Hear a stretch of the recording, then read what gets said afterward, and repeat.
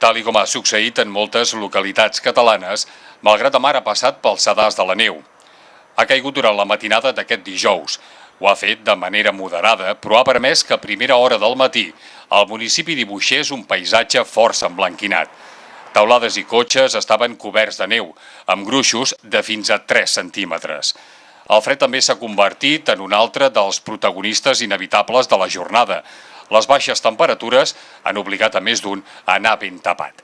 I per evitar relliscades en cas de glaçada, en alguns punts del municipi s'ha tirat sal al carrer. La neu i el fred també han provocat que el mercat setmanal de la roba no es fes. El de la fruita i la verdura era pràcticament buit de paradistes. És l'aspecte que presentava aquest matí de divendres la zona agrícola de Malgrat de Mar, el Pla de Grau.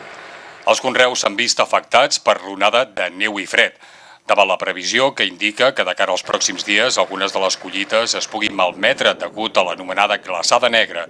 Els pagesos les han protegit amb mantes tèrmiques. De moment, tot apunta que la baixada de temperatures podria fer malbé sobretot les carxofes. Per poder-les salvar, bona part les han recollit amb anterioritat. La resta es destruiran o s'ennegriran i no es podran vendre. Els pagesos indiquen, però, que no temen massa desperfectes, ja que el que hi ha plantat és el que correspon a aquesta època de l'any i aguanta força bé el fred. Sigui com sigui, avui no es podien realitzar els treballs habituals.